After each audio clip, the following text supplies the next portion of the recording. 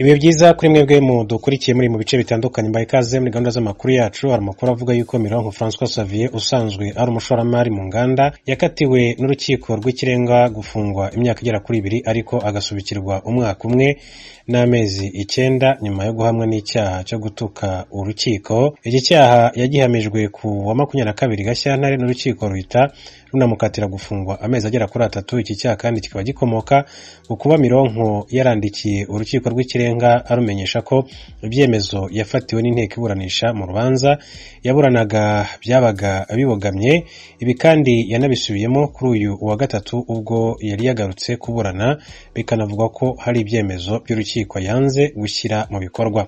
Makuru yabegereye Mironko avuga ko urukiko rwahise rutangira kwiga ku magambo ya Mironko François Xavier bareba niba atagize icyaha cyo gutuka urukiko mu gihe cy'iburanisha. Aba begereye Mironko François Xavier bavuga ko amagambo ashinjwa ari yavuze mu iburanisha ryabanje, yongera no kuyasubiramo mu iburanisha ry'uyu munsi, aho avuga ko arenganywa n'urukiko kuko abona urukiko rufata ibyemezo bibogamye ku nk'uko rumaze iminsi rubikora. Aya magambo ngo urukiko rwayafashe nka rwandagaza anarutesha agaciro mu gihe cy'iburanisha. Agaka ka gatatu k'ingingo ya 260 mu itegeko 68 agakoni ka 2018 yo ku itariki 30 z'ukwezi kwa 8 2018 riteganya ibyaha n'ibihano muri rusange, kavuga ko iyo gutukana cyangwa se gusagarira bikozwe mu gihe cy'iburanisha ibihano biba igifungo kitari munsi y'imyaka 2 ariko itarenze imyaka igera kuri 3. Abo mu muryango wa Mironko François Xavier n'inshuti ze batunguwe n'iki cyemezo cy'urukiko,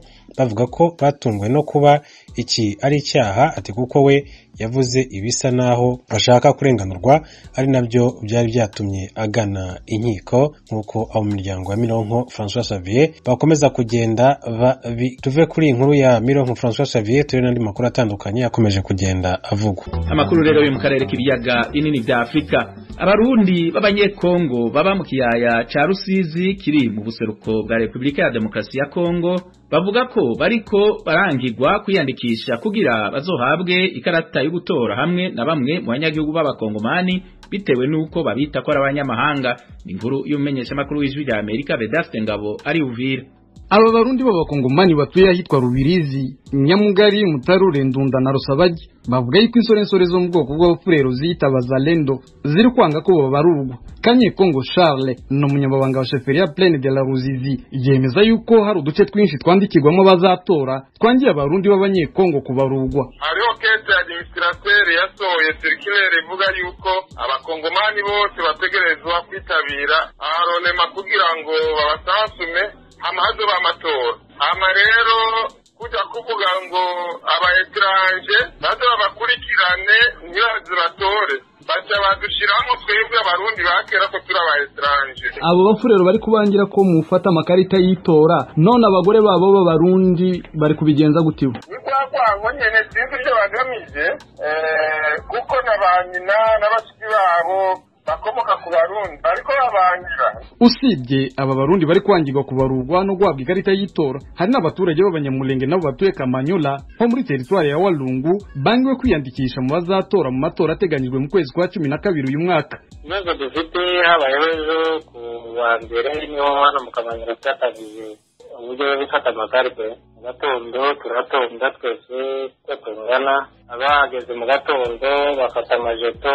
Abafashe amajeto ya mbere habayeho ko mu masaha afataja kubane babagezeho barabagarura, hari n'insorensore z'abarararundo barabagarura ngo bagarutse mu kwinjira nk'uko bo batabihaguriye kwinjira.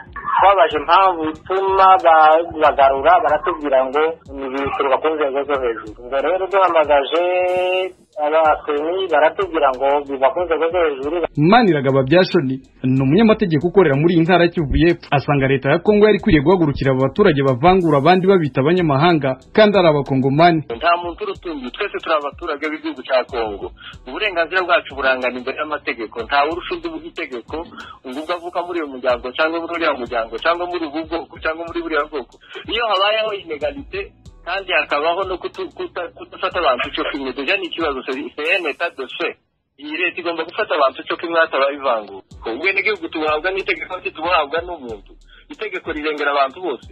mu gihe umuntu aguhutaza itegeko rikwemerera ubwenegihugu uwo muntu akashaka kugira ngo akubuze ubwenegihugu urugateza amazi yora uburenganzira bwawe icyo gihe deja ni ikibazo hariho faiblesse ya leta hariho no kurebera kubera ibibazo byo kwangira abaturage bo mu bwoko bw'abarundi b'abakongomani gufata amakarita y'itora umwami wa Sheffield Plaine la Ruzizi nije imbere Richard Ndabagoye wa gatatu avuga yuko uyu munsi yari inama y'umutekano iri kwiga kuri icyo kibazo.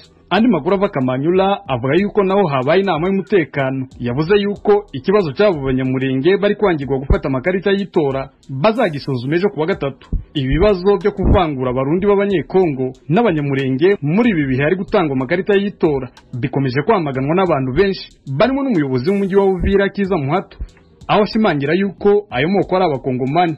Bedase Ngabo, Ijwi rya Amerika, Uvira. Muri Republika ya Demokarasi ya Kongo kandi mwikambi y'impunzi ya Bulengo iri mu bumanuko bwa Goma barageramiwe n'ikibazo ca gaz iriko ihitana ubuzima bw'impunzi muri no misi. Abarenga 4 baramaze gupfa kubera gaz.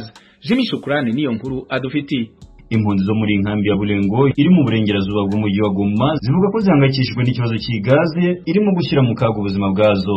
Zivuga ko kuva zagera muri inkambi abantu bakomeje guhatakariza ubuzima hanini bitewe no kubura ubufasha buva muri leta. Francine Sifa n'umugore w'imyaka 37 wahunze aturutse Kicanga muri teritwari ya Masisi. Ijwi rya Amerika ryamusanze arimo gucunga abana be neza kugira ngo batewe bakajya hari igaze. Kuri wabona ko leta yagakwiye kwimura inkambi ndetse ikavoma igaze bigatumiza impunzi zibaho mwituze.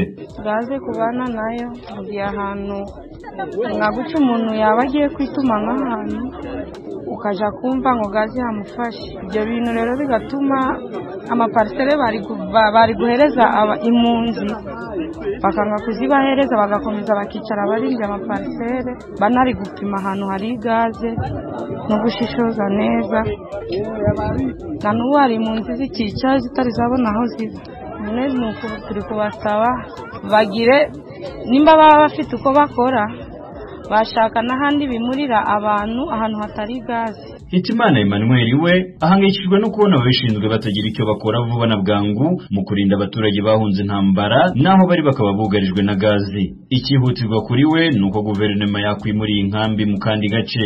Iyi gaze imeze n'aba abantu bari gupfa bari gushira basabaga leta ko ngo niba yadufasha ikadushangiriza ikadushyira ahandi cyangwa se ikazikashaka ibyo yakora kuri gaze uko imeze nabi cyane abantu bari gupfa bari gushira. Kuguma ngaha nuko nta no twaja ariko leta igize aho idushira kabisa twava uko abantu bari gushira cyane bari gupfa cyane kabisa. Mu kiganiro yagiranye n'Ijwi rya Amerika bwana Loris Misi ushinzwe ubutabazi mu kigo cy'igihugu cyo kurinda abaturage biza mu ishyami ry'intara ya Kivu ya ruguru avuga ko igazi ituruka mu kiyaga cya Kivu gituri inkambi ya Bulengo. Ubuzima bw'abantu ni ingenzi cyane kuri ubu ngubu. Twebwe nk'abashinzwe kubungabunga ubuzima bw'abaturage cyane cyane abangaba bari guhura n'ibibazo bya gaze dufite ubwoba yuko impfu nyinshi zizakomeza kugaragara. Izi impfu nyinshi mu nkambi ya Bulengo zirimo guterwa nuko aba bari hafi y'ikiyaga cya Kivu.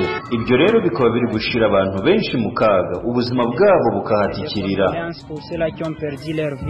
Yahamagariye abaturage bo muri iyo nkambi kubahiriza ibimenyetso byashyizweho n'abayobozi mu rwego rwo kurinda ubuzima bwabo. Yemeza ko barimo gushakisha igisubizo kirambye kuri iki kibazo. Twebwe nka Protection Civile turimo gushaka ibisubizo birambye kuko mu mibare abantu banene bo bamaze gupfira mu irankambi kandi bose bazize gaze. Ubwo rero ibyo bigatuma dusaba abaturage bose baturiye irankambi kuba maso kandi mu kuba maso kwabo bakajya bamenyesha aho ibintu bitagenda. Ibi bizadufasha natwe gukora akazi kacu mu mucyo kandi bidufashe kurinda ubuzima bw'abaturage. Imibare y'ikigo gishinzwe ubutabazi mu ntara ya Kivu ya ruguru igaragaza ko abantu 4 bamaze gupfa mu gihe cy'ukwezi bazira ingaruka za gaze. Mu bapfuye harimo na bwana Joseph Makundi wahoze ari umuyobozi w'ikigo cya leta gishinzwe kurinda ibiza mu ntara ya Kivu ya ruguru. Uyu yapfuye ubwo yageragezaga gutabara impunzi.